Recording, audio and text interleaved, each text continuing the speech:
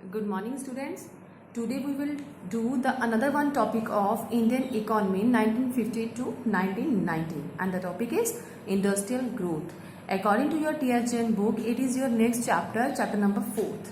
Okay, तो industrial growth के बारे में आज हम रीड करेंगे. यहाँ पे हम इंडस्ट्रीज की बात करते हैं तो ऑन द इव ऑफ इंडिपेंडेंस इंडस्ट्रियल सिस्टम हमारा कैसा था ये हमने चैप्टर 1 के अंदर रीड कर लिया था. तो उस टाइम पीरियड के बाद 50 से लेके 90 तक यानी कि इंडिपेंडेंस के टाइम से लेके अप टू 1990 तक हमारा जो इंडस्ट्रियल का ग्रोथ था वो किस तरह से था वो इस चैप्टर के अंदर हम देखेंगे. Economist have found that poor nation can progress only if they have a good industrial sector. बहुत सारे इकोनॉमिस्ट का यही मानना है कि अगर हम कोई नेशन गरीब है, पुअर है, तो वो तभी प्रोग्रेस कर सकता है सिर्फ एक पॉइंट के ऊपर अगर हम सोचे तो, और वो क्या है, इंडस्ट्रियल सेक्टर. अगर किसी जगह का इंडस्ट्रियल सेक्टर अच्छा हो रहा है तो इट मीन्स वो इकोनॉमी, वो नेशन क्या हो रहा है, डेवलप हो रहा है. ठीक है, तो यहाँ पे अगर हम इंडस्ट्रीज में बात करें तो क्या खासियत क्या है इंडस्ट्रीज की, इंपॉर्टेंस ऑफ इंडस्ट्री. सबसे फर्स्ट है industry provide employment which is stable then the employment in agriculture.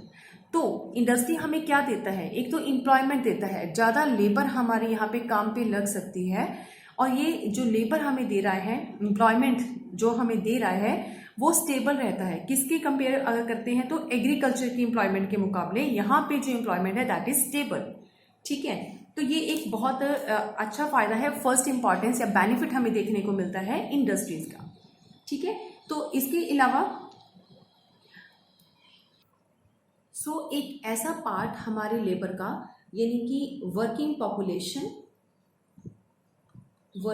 Population जो कि अभी तक काम कर रही थी एग्रीकल्चर फील्ड के अंदर. ठीक है, तो एग्रीकल्चर से उनको रिलीज कर दिया जाता है.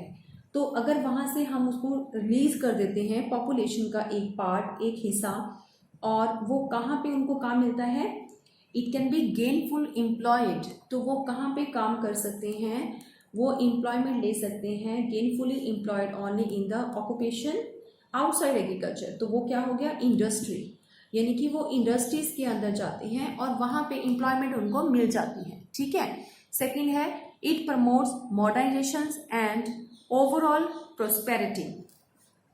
यहाँ पे हम सेकेंड की बात करें तो इंडस्ट्रियल जो है वो किस चीज को और प्रमोट करता है, बढ़ावा देता है मॉडर्नाइजेशन को. यस, तो मॉडर्नाइजेशन इकोनॉमी हो सकती है और ओवरऑल प्रोस्पेरिटी यहाँ पे आ सकती है. प्रोस्पेरिटी का मतलब होता है कि जो देश काफी सक्सेस में रहा हो, सफल हो रहा हो. ठीक है, किसी न किसी पॉइंट से, फूड ग्रेन से, ग्रोथ से, डेवलप हो रहा हो, हर चीज में जो है वो सफलता दिखा रहा हो, तो उसको हम क्या बोलते हैं, प्रोस्पेरिटी. ठीक है, तो इसमें हमें मॉडर्नाइजेशन भी देखने को मिलती है, प्रोस्पेरिटी भी यहाँ पे देखने को मिलती है इंडस्ट्रियलाइजेशन के थ्रू. जैसे कि हम यूज ऑफ मशीन्स, अगर हम मशीनों का इस्तेमाल करें, यूज ऑफ मशीन्स कहाँ पे, अगर हम एग्रीकल्चर फील्ड में अगर इनकी मशीनों का इस्तेमाल कर रहे हैं तो नेचुरली वहां पे क्या होगा, पॉसिबिलिटी किस चीज की होगी, टू ग्रोथ एंड डेवलपमेंट. तो वहां पे यस, वहां पे क्या हो सकता है, ग्रोथ बढ़ सकती है और इकोनॉमी की क्या हो सकती है, डेवलपमेंट हो सकती है. ठीक है, तो ये डेवलपमेंट इकोनॉमी की कैसे होगी, अगर इंडस्ट्रियलाइजेशन सेक्टर हमारा ग्रो करेगा, वहां से रॉ मटेरियल के थ्रू हम क्या करेंगे, बढ़ावा देंगे इंडस्ट्रीज को. ठीक है, तो इंडस्ट्रीज हमारी आगे बढ़ेगी और जिससे हमारा ओवरऑल डेवलपमेंट होती है. Right,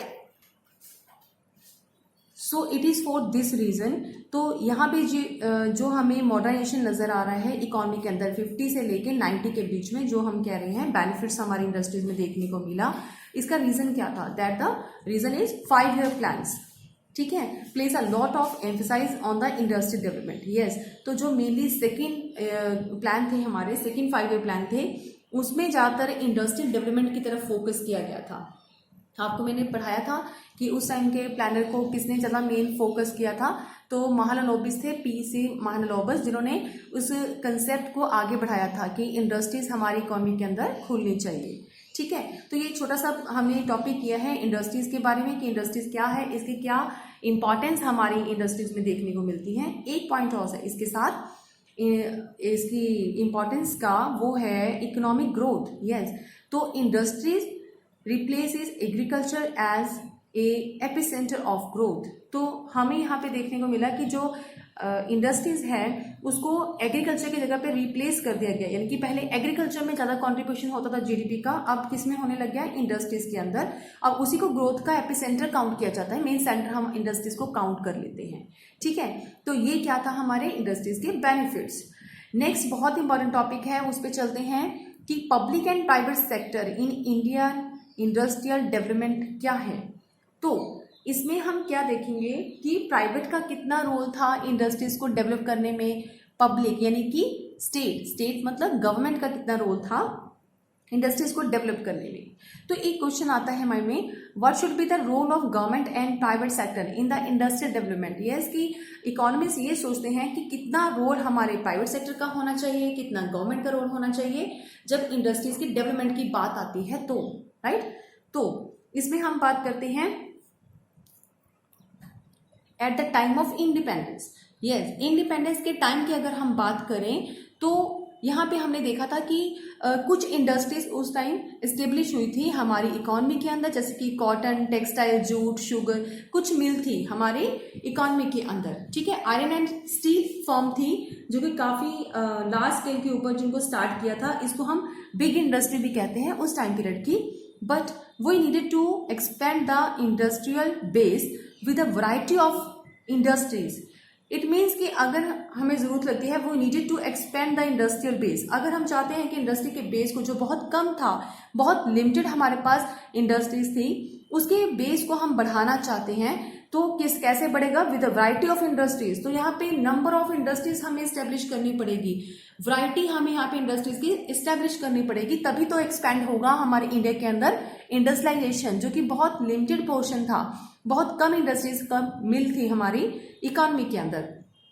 if the economy was grow, और अगर हमारी इकोनॉमी बढ़ती है, so there were some reason, तो किस तरीके से बढ़ेगी, इसे कुछ कारण है, that the state had to play an extensive role in promoting the industrial sector. Yes, तो अगर हमारी इकोनॉमी को हमने बढ़ाना है तो उसके लिए बढ़ाने में एक कारण था कि वो किस तरीके से बढ़े, तो वो था स्टेट मतलब हमारी गवर्नमेंट। तो गवर्नमेंट ने एक अच्छा रोल प्ले किया किस चीज को, हमारी इंडस्ट्रीज को प्रमोट करने में। ठीक है, तो यहाँ पे हम पढ़ेंगे कि स्टेट को इतना आगे हमने उनको पॉइंट क्यों दिया, यहाँ पे प्राइवेटाइजेशन पीछे क्यों रहा, यहाँ पे सिर्फ स्टेट ने ही आगे पहला स्टेप उठाया है हमारे इंडस्ट्रियल सेक्टर को प्रमोट करने का, तो उसने यहाँ पे एक्सटेंसिव रोल निभाया है। तो इसके भी कुछ पॉइंट्स हैं। तो रीजन क्या है कि प्राइवेट सेक्टर आगे नहीं बढ़ा। ठीक है, तो पॉइंट्स क्या है, पहला lack of capital. Indian industrialist, जो भी हमारे इंडस्ट्रियलिस्ट थे इंडिया के अंदर, did not have the capital to undertake investment in industrial ventures required for the development of our economy. इसको समझो जरा ध्यान से कि जितने भी हमारे इंडस्ट्रियल्स थे, हमारी जो मिल थी, शुगर मिल, सीमेंट मिल, कॉटन मिल, कुछ इंडस्ट्रियलिस्ट थे जिन्होंने हमारी इकोनॉमी के अंदर क्या किया था, मिल जो थी वो स्टार्ट करी थी, but did not have the capital, उनके पास इतना पैसा नहीं है टू अंडरटेक इन्वेस्टमेंट, कि उस कैपिटल से वो इन्वेस्टमेंट कर सकें किस चीज के लिए, इन द इंडस्ट्रियल वेंचर, यानी कि इंडस्ट्रियल के व्यापार में पैसा लगा सकें, required for the development of our economy, तो अपनी इकोनॉमी को बढ़ाने के लिए, डेवलप करने के लिए। ठीक है, कुछ इकोनॉमिस्ट ने मिल बनाई, लेकिन ज्यादातर अगर हम इंडस्ट्रीज की बात करें तो उनके पास इतना रिक्वायर्ड कैपिटल नहीं था पैसा लगाने के लिए, ताकि वो एक इंडस्ट्रियल वेंचर जो है वो शुरू कर सकें, एक व्यापार शुरू कर सकें, इंडस्ट्री को खोल सकें। ठीक है, इतना रिक्वायर्ड नहीं था, तो यानी कि उनके पास जो पैसा था वो उस हिसाब से कम था। इंडस्ट्रीज के लिए कितना चाहिए था हमें, रिक्वायरमेंट हमारे मनी की ज्यादा थी। ये एक पॉइंट था कि हमने स्टेट के ऊपर छोड़ दिया, तो स्टेट को ही आगे आना पड़ा, उनको अपना रोल निभाना पड़ा इंडस्ट्री को लेके। And the second reason is not big market was there, nor was the market big enough to encourage industrialists to induce to investment। और सेकंड ये भी रीजन था कि इतनी बड़ी मार्केट नहीं थी, बिग मार्केट नहीं थी, जहां पे कि इंडस्ट्रियलाइजेशन को क्या होगा, कुछ इंकरेजमेंट मिलेगी, किस चीज के लिए, इन्वेस्टमेंट करने के लिए, बढ़ाने के लिए अपनी इन्वेस्टमेंट को। ठीक है, तो there was not a big market enough to encourage industrialist to undertake major projects, yes, बड़े बड़े प्रोजेक्ट लॉन्च करने के लिए उनको इंकरेजमेंट होना चाहिए था, बट उनके पास क्या था, मार्केट उतनी बड़ी नहीं थी। Even they have the capital to do so, हालांकि उनके पास पैसा था कुछ इंडस्ट्रियलिस्ट के पास उस टाइम स्पेंड करने के लिए, तो वो पैसा होने के बावजूद भी क्या कर पा रहे थे, मार्केट में अपना पैसा लगाने के लिए तैयार नहीं थे। डोंट इंड्यूस टू इन्वेस्ट, नहीं लगा पा रहे थे। क्यों? क्योंकि बाजार इतना बड़ा नहीं था कि वो इतना बड़ा प्रोजेक्ट को लॉन्च करने की थोड़ा सा रिस्क उठा सके। ठीक है, नेक्स्ट है growth with social justice. Next another point है कि गवर्नमेंट का रोल ज्यादा क्यों था। The decision to develop economy on the socialist lines led to the policy of the state controlling the commanding height of the economy। तो यहाँ पे हम बात कर रहे हैं कि जो भी डिसीजन लिया जाता था वो ज्यादातर किस चीज को लेके लिया जाता था, सोशलिस्ट को लेके, यानी कि सोशल वेलफेयर को लेके यहाँ पे डिसाइड किया जाता था। हालांकि मिक्स्ड इकोनॉमी थी हमारी, उसके बावजूद भी जो मेन फोकस था वो किस चीज के लिए था कि गवर्नमेंट जो था वो सिर्फ सोशल वेलफेयर के बारे में सोचते थे। हालांकि इंडस्ट्रियलिस्ट कुछ जो थे वो प्रॉफिट मैक्सिमाइजेशन के बारे में सोचते थे, लेकिन तब भी ये पॉइंट ज्यादा फोकस में आता था। यहाँ पे हम बात कर रहे थे कि डिसीजन जो थे वो लिए जाते थे किसके लिए, सोशलिस्टिक के लिए, and led to the policy of the state controlling the commanding height of the economy. Means कि जो भी गवर्नमेंट थी हमारी उसने किस चीज को आगे बढ़ाया, पॉलिसी को वो बनाती थी किस चीज के लिए, जिसे वो कंट्रोल कर सके कमांडिंग हाइट्स को, हमारी इकोनॉमी की। कमांडिंग हाइट्स क्या होता है, ये हमारी इकोनॉमी का वो हिस्सा, एक ऐसा पार्ट जो कि प्राइवेट सेक्टर के पास होता है और प्राइवेट सेक्टर के हाथों में है, तो उनको चलाने की जिम्मेदारी किसकी है, गवर्नमेंट की है।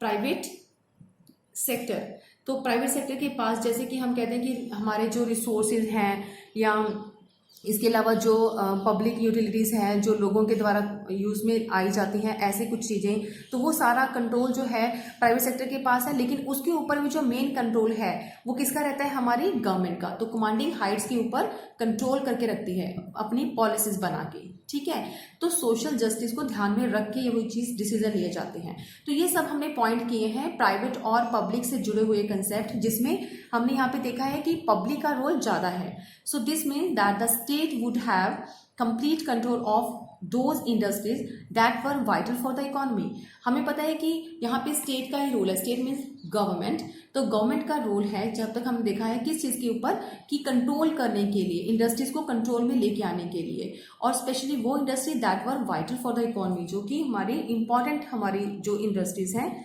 जो ज़रूरी हैं हमारे लिए, उस तरह की इंडस्ट्रीज के ऊपर।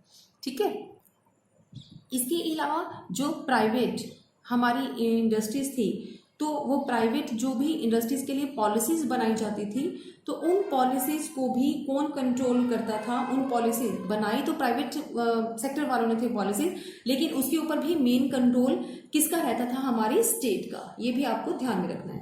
ठीक है, यहाँ तक हमारा हो गया सेकेंड टॉपिक खत्म, जिसपे आप लिखोगे कि प्राइवेट और जो पब्लिक सेक्टर्स हैं हमारे इंडियन इंडस्ट्रियल डेवलपमेंट में कैसे थे। तो हमने यहाँ पे 3 पॉइंट्स किए हैं जो कि हमें शो करते हैं कि वहाँ पे प्राइवेटाइजेशन का रोल कम था लेकिन कम था, लेकिन किसका रोल ज़्यादा था, स्टेट का। Another concept is, this is also very important concept of this chapter, industrial policy resolution 1956। इसको हम IPR 1956 भी कहते हैं। कई बार शॉर्ट में आपके पास आता है कि IPR 1956 क्या होता है, तो आपको समझ में आना चाहिए कि उसका मतलब है इंडस्ट्रियल पॉलिसी रेजोल्यूशन। तो इसका मतलब क्या है, हमारे जो 1956 के अंदर अभी हमने ऊपर क्या पढ़ा है कि जो स्टेट था उसका पूरा कंट्रोल था, किस चीज़ को लेके बेटे कंट्रोल था, कंट्रोलिंग द हमारे commanding Heights of the economy. यानी कि सिंपल अगर बात करें तो कमांडिंग हाइट का मतलब प्राइवेट जो सेक्टर है उसको कंट्रोल करने का, प्राइवेट सेक्टर का कुछ हिस्सा जो बहुत ही इंपॉर्टेंट माना जाता है, तो उनको कंट्रोल करने का जो मेन जिम्मा है वो किसका था, स्टेट का। ये हमने अभी तक रीड किया है।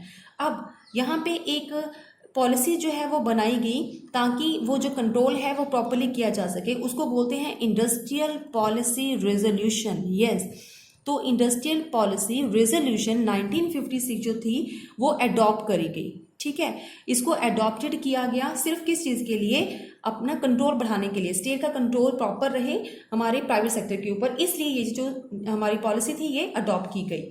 सो ये जो रेजोल्यूशन है इसके हम क्या देखते हैं कि basis of the second 5 year plan, ये टोटली जो है प्लान जो बना हुआ है, ठीक है, कौन सा, इंडस्ट्रियल पॉलिसी वाला, तो ये सेकेंड 5 ईयर प्लान के ऊपर ही बेस्ड है, 5 ईयर प्लान। तो 5 ईयर प्लान में किसके ऊपर ज्यादा फोकस किया था, इंडस्ट्रियल सेक्टर के ऊपर, जो कि महाना लॉबीज ने तैयार किया था। उसके सारे जो पॉइंट्स थे, जो पॉलिसी थी, वो किसके आइडियाज थे, मेन उनके ऊपर बेस थे, महाना लॉबीज के बेस पॉइंट के ऊपर, ठीक है। तो आगे क्या है, resolution classified industries into 3 category. अब हम बात कर रहे हैं कि जो रेजोल्यूशन है, कई बार ये सिंपल आपको रेजोल्यूशन का मीनिंग आता है तो आप इतना लिख दोगे। अगर आपको ज़्यादा बड़ा क्वेश्चन आता है तो आप साथ में ये भी लिखोगे कि क्लासिफाई करते हैं हम इंडस्ट्रीज को 3 कैटेगरी में, किसके अकॉर्डिंगली, इस रेजोल्यूशन के अकॉर्डिंगली, यानी कि इंडस्ट्रियल पॉलिसी के अकॉर्डिंगली। तो पहली कैटेगरी क्या है, it comprise industries which would be exclusively own by the state. यहाँ पे हम उस इंडस्ट्रीज की बात करते हैं, उन सभी इंडस्ट्रीज की बात करेंगे जिसके ऊपर एक्सक्लूसिवली ऑन, यानी कि जो किसके अंडर आती हैं, किसके कंट्रोल में आती हैं, स्टेट के, स्टेट मतलब गवर्नमेंट के ही कंट्रोल में आती हैं, राइट। इसके अलावा हम बात करते हैं सेकंड कैटेगरी। तो सेकंड कैटेगरी क्या है बेटे, सेकंड कैटेगरी के अंदर आते हैं, it consisted of the industries in which the private sector could supplement the effort of the state sector, ठीक है। तो यहाँ पे हम यहाँ पे जो प्राइवेट सेक्टर है वो किस तरह का रोल निभाता है, could supplement the efforts of the state sector, यानी कि जो स्टेट है, गवर्नमेंट है हमारी, उस सेक्टर के साथ साथ ये कुछ अपने एफर्ट लगाने का उनको काम मिलता है, सप्लीमेंट के तौर पे उनको थोड़ा सा अपना रोल दिया जाता है, ठीक है। इट मीन्स हम कह सकते हैं कि जो हमारा प्राइवेट सेक्टर है उसको किस तरह का रोल मिला है, was to play the only secondary role, यानी कि हम सेकेंडरी रोल की बात कर सकते हैं यहाँ पे कि उनको किस तरह का रोल मिला हुआ है, सेकेंडरी रोल, ठीक है। तो आगे है कि with the state taking the sole responsibility for starting the new units, यानी कि अगर कुछ भी नया स्टार्ट करना है तो इसके लिए मेन किसकी रिस्पॉन्सिबिलिटी पड़ती है, हमारी गवर्नमेंट की। ये हो गया हमारा सेकेंड कैटेगरी। थर्ड कैटेगरी के अंदर क्या है, it consist of the remaining industries which were to be in the private sector, कुछ ऐसी बची हुई इंडस्ट्रीज जो के ऊपर सिर्फ प्राइवेट का ही रोल होता है, ठीक है। तो प्राइवेट एंटरप्रेन्योर्स को क्या दिया जाता है, इसमें चांस दिया जाता है कि तो अपना जो है बेस्ट करके दिखाएंगे हमारी इंडिया की इकोनॉमी को डेवलप करने के लिए, ठीक है। ये हो गया हमारी थर्ड कैटेगरी। तो 3 तरह की कैटेगरीज है रेजोल्यूशन, यानी कि इंडस्ट्रीज पॉलिसी के तहत जो हमने बनाई हुई है, ठीक है। तो नेक्स्ट क्या आता है कि जो हमारी इंडस्ट्रीज हैं जिसको हमने प्राइवेटाइजेशन को सौंप दिया है कुछ इंडस्ट्रीज को करने के लिए, तो there was a category of the industry, जो भी थर्ड इंडस्ट्री जिसको हम बोलते हैं प्राइवेट सेक्टर की, उसको हमने जो काम दिया है वो भी गवर्नमेंट के थ्रू ही किया जाएगा, यानी कि गवर्नमेंट से उनको क्या कराना पड़ेगा, लाइसेंसेस इशू करवाने पड़ते हैं। इतना फ्रीडम नहीं है कि प्राइवेट सेक्टर जब चाहे जितना चाहे लार्ज स्केल के ऊपर अपनी इंडस्ट्री ओपन कर दे, नहीं, उसके लिए क्या करना पड़ेगा, गवर्नमेंट से लाइसेंस जो है वो इशू करवाना पड़ता है। तो इसीलिए हमारा अनदर कंसेप्ट बनता है क्या, यहाँ पे सेकेंड इंडस्ट्रियल लाइसेंसिंग। तो इसके अंदर क्या है, इंडस्ट्रियल लाइसेंसिंग के अंदर कि जो लाइसेंस इशू करवाते हैं प्राइवेट सेक्टर को क्या करना पड़ता है, लाइसेंस लेना पड़ता है, किससे, गवर्नमेंट से लाइसेंस इशू करवाना पड़ता है और उसका पूरा कंट्रोल है, यानी कि हमारे प्राइवेट सेक्टर के ऊपर, किसका, हमारी स्टेट का। तो कोई भी no new industry was allowed unless the licence was obtain from the government. अगर किसी भी ने भी न्यू इंडस्ट्री ओपन करनी है तो उसको क्या करना पड़ेगा, पहले लाइसेंस इशू करवाना पड़ेगा। अगर कोई ऐसी एग्जिस्टिंग हमारी कोई है इंडस्ट्री, पुरानी एग्जिस्टिंग इंडस्ट्री है, तो अगर वो भी अपना एक्सपेंड करना चाहता है अपना बिजनेस, तो उसको एक्सपेंड करने के लिए भी क्या करना पड़ेगा, अगेन लाइसेंस इशू करवाना पड़ेगा हमारी गवर्नमेंट से। इवन कोई ऐसी इंडस्ट्री जो कि डिवर्सिफाइड प्रोडक्ट जो है वो प्रोड्यूस करना चाहती है, एक ही हमारी आइटम को प्रोड्यूस नहीं कर रही हैं, डिवर्सिफाइड प्रोडक्शन अगर इकोनॉमी में करवाना चाहती हैं अपनी इंडस्ट्री के अंदर, तो उसको भी क्या करना पड़ेगा, गवर्नमेंट से स्पेशल लाइसेंस जो है वो इशू करवाना पड़ेगा अगर वो डिवर्सिफाइड प्रोडक्शन करता है तो, ठीक है, वैरायटी ऑफ गुड्स अगर प्रोड्यूस करना चाहता है तो। एक अनदर पॉइंट है वो ये है कि जब कोई नई इंडस्ट्रीज ओपन करना चाहता है तो उनको मेनली जो है वो ओपन कब कहाँ पे कर सकता है, बैकवर्ड रीजन के अंदर। उनको क्या फोर्सफुली बोला जाता है कि जो पिछड़े इलाके हैं, बैकवर्ड रीजन है, वहाँ पे जाके वो क्या कर सकते हैं, अपनी इंडस्ट्रीज को ओपन कर सकते हैं। और जो वहाँ पे आसानी से उनको क्या मिल जाता है, वेरी इजियर, उनको क्या मिल जाता है बेटे, वहाँ पे आप लाइसेंस इशू हो जाता है। अगर कोई रेडी हो जाता है, तैयार हो जाता है उस तरह के इलाके के अंदर क्या लगाने के लिए, फैक्ट्रीज लगाने के लिए, इंडस्ट्रीज लगाने के लिए। ठीक है, तो अदर पॉइंट है नेक्स्ट, बहुत इंपॉर्टेंट है इसी के साथ, कंसेशन।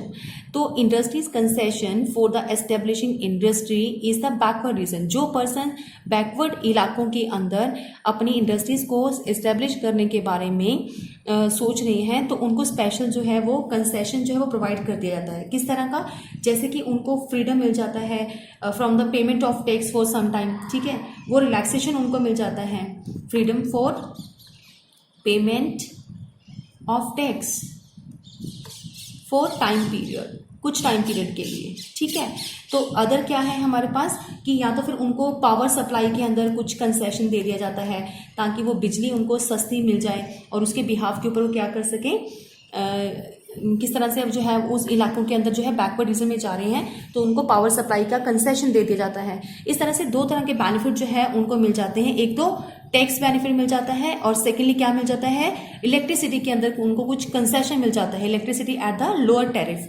लोअर टैरिफ का मतलब कि कम कीमतों के ऊपर, यानी कि कम उनको पेमेंट किए हुए उनको सप्लाई मिल जाती है। ठीक है, इसके बाद आता है, ये टॉपिक हमारा खत्म हुआ कौन सा, कि IPR 1956 यानी कि रेजोल्यूशन पॉलिसी जो हमने बनाई है 1956, उसके अंदर हमने 3 कैटेगरीज रीड करी हैं, फर्स्ट, सेकंड और थर्ड। फर्स्ट कैटेगरी में पूरा गवर्नमेंट का कंट्रोल है, सेकंड के अंदर थोड़ा गवर्नमेंट थोड़ा प्राइवेट सेक्टर का भी है, और लास्ट वाले के अंदर प्राइवेट जो है वो अपना रोल निभाते हैं, लेकिन साथ में उनको लाइसेंस और इशू करवाना पड़ता है गवर्नमेंट में और उसके रिगार्डिंग उनको कुछ कंसेशन भी मिलता है। ये सारे पॉइंट हमारे उस टॉपिक के अंदर आते हैं। नेक्स्ट आता है स्मॉल स्केल इंडस्ट्रीज का मतलब क्या है। इन 1955 the village and the small scale industries committee also called the curve committee. तो यहाँ पे जो कार्य कमेटी है उनको बोला जाता है, कौन सी कमेटी को, जो कि विलेज और स्मॉल स्केल इंडस्ट्रीज कमेटी होती हैं उनको कार्य कमेटी भी बोलते हैं। ठीक है, तो इस कमेटी का क्या काम है, बेसिकली ये क्यों बनाई गई है, ताकि जो प्रमोट किया जा सके, किसको प्रमोट किया जा सके, रूरल डेवलपमेंट को। ठीक है, तो प्रमोटिंग करना ज़रूरी था, तो हमारे जो विलेजेस हैं उनको, तो रूरल एरिया के लिए यहाँ पे क्या बनाया गया, स्मॉल स्केल इंडस्ट्रीज को बढ़ावा दिया गया, उनके लिए कमेटी बनाई गई। ठीक है, तो नेक्स्ट देखते हैं कि SSI से जो है स्मॉल स्केल इंडस्ट्री, इनको कौन कौन से इनके मेन कैरेक्टरिस्टिक्स जो होते हैं। पहला है SSI नीड स्मॉल इन्वेस्टमेंट। पहला तो ये बेनिफिट है स्मॉल स्केल इंडस्ट्री को स्टार्ट करने का, एक कैरेक्टरिस्टिक्स है कि यहाँ पे उनको कम इन्वेस्टमेंट की रिक्वायरमेंट होती है। ठीक है, तो यहाँ पे reference to the maximum investment allowed on the asset of a unit. जितनी एसेट उनके पास होती है उनके बिहाफ के ऊपर, जितनी एसेट की यूनिट उनके पास है अवेलेबल, उतना ही वो बजट जो है इन्वेस्टमेंट सेट कर लिया जाता है कि इतनी इन्वेस्टमेंट उनको सिर्फ लगानी है और अपना SSI यानी कि स्मॉल स्केल इंडस्ट्री जो उन्होंने स्टार्ट कर देनी है। तो उस टाइम पीरियड के अंदर जो हमारा मिनिमम बजट था 1950 की बात करें तो एक स्मॉल स्केल इंडस्ट्री के लिए कितना पैसा लगाना जरूरी था ताकि वो अपना एक एस्टेब्लिश कर सके इंडस्ट्री, सिर्फ 5 लाख। ठीक है, 5 लाख रुपीस उनको लगाना था। लेकिन टुडे अगर अब की बात करें तो एक SSI यानी कि स्मॉल स्केल इंडस्ट्री को 1 करोड़ रुपीस जो है वो करने पड़ते हैं, इन्वेस्ट करने पड़ते हैं। ठीक है, एक SSI यानी कि स्मॉल स्केल इंडस्ट्री को ओपन करने के लिए। सेकंड कैरेक्टरिस्टिक्स क्या है इसकी, SSI is labour intensive. Yes, यहाँ पे लेबर ज़्यादा जो है अपना काम कर सकती है, यानी कि इसके साथ लेबर इंटेंसिव है तो यहाँ पे मोर एम्प्लॉयमेंट होगा। ठीक है, यहाँ पे हम कह सकते हैं कि ज़्यादा लोगों को लगा के अगर यहाँ पे काम बनता है, बहुत सारे लोग यहाँ पे काम करते हैं, तो इट मीन्स मोर एम्प्लॉयमेंट जो है वो क्रिएट हो जाता है इकोनॉमी के अंदर। ठीक है, बट ये जो इंडस्ट्रीज होती हैं बेटे वो कभी भी compete नहीं कर पाती।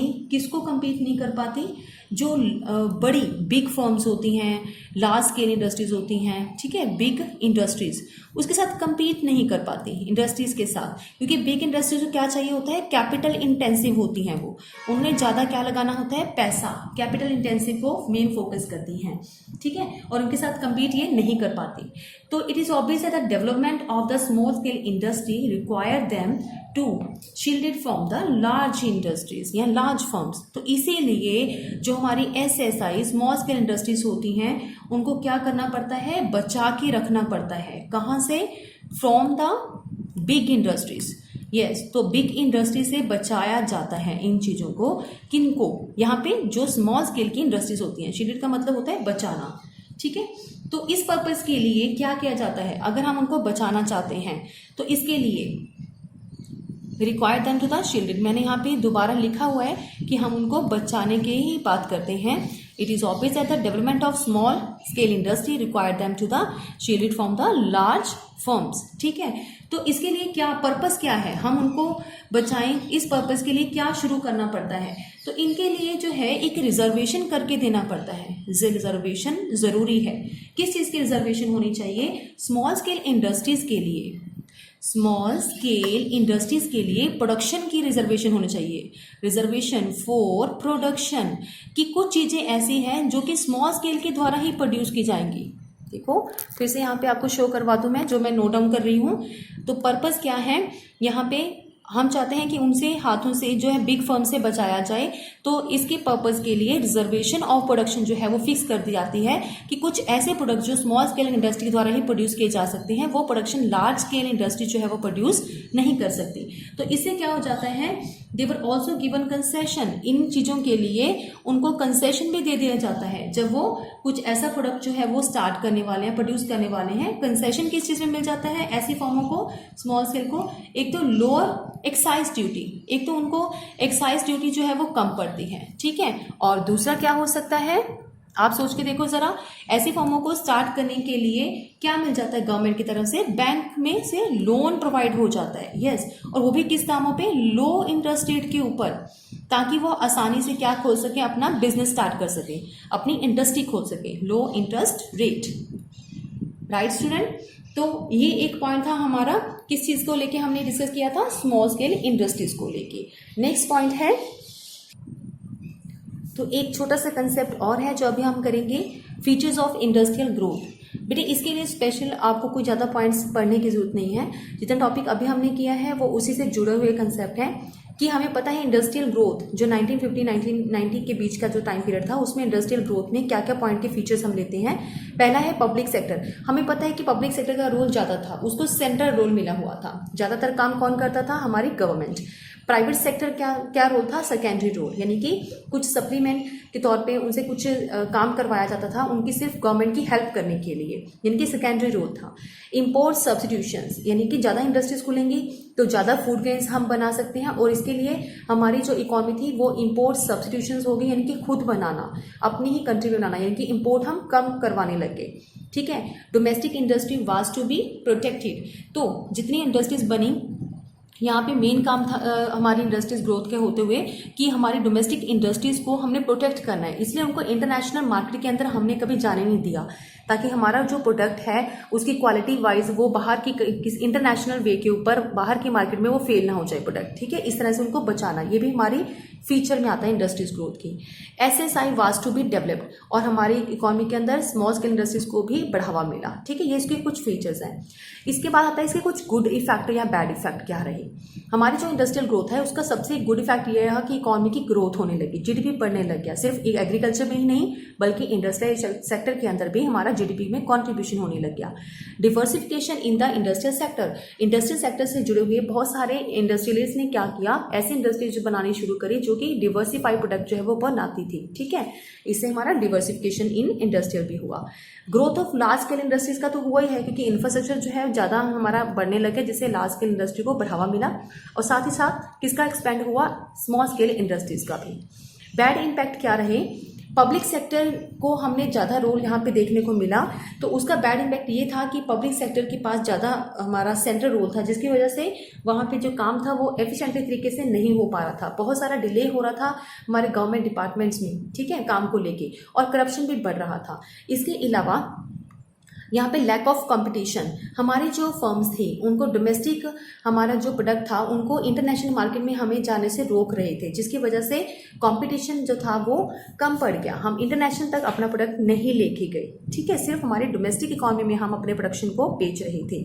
इम्पोर्ट सब्सटीट्यूशंस, और नेक्स्ट था कि हम इम्पोर्ट सब्सटीट्यूशन की जब ज़्यादा फोकस कर रहे थे बजाय कि एक्सपोर्ट प्रमोशन के, हमें यहाँ पे साथ में चीज़ों को बना के बाहर की कंट्री में प्रमोट करना चाहिए था, लेकिन प्रमोशन ज़्यादा नहीं हो रही थी बाहर में, हमने ये कंसेप्ट चूज़ नहीं किया, हमने क्या किया, इम्पोर्ट सब्सटीट्यूशंस। बेटे यहाँ पे हमने इसको ब्रीफली पढ़ा इन कंसेप्ट्स को, क्योंकि हम नेक्स्ट चैप्टर में जो आएगा हमारा न्यू इकोनॉमिक पॉलिसी, तो उसके अंदर हम उसको और डीपली से पढ़ेंगे इन सभी कंसेप्ट को, इम्पोर्ट, एक्सपोर्ट, प्रमोशन, या फिर growth in large scale industries की, या फिर और इसके साथ था कि हम अपने डोमेस्टिक इकोनॉमी के प्रोडक्ट को प्रोटेक्ट करते हैं तो इंटरनेशनल मार्केट में नहीं लेके जा रहे, तो ये सारे पॉइंट हम डीपली वहाँ पे पढ़ेंगे। कि इतना कंसेप्ट काफ़ी है आपको समझाने के लिए कि इंडस्ट्रियल ग्रोथ के फीचर्स, बैड इम्पैक्ट या गुड इम्पैक्ट क्या है। इसके साथ ये टॉपिक हमारा खत्म होता है, नेक्स्ट टॉपिक हम करेंगे नेक्स्ट वीडियो के अंदर, ये चैप्टर हमारा क्लोज हो गया।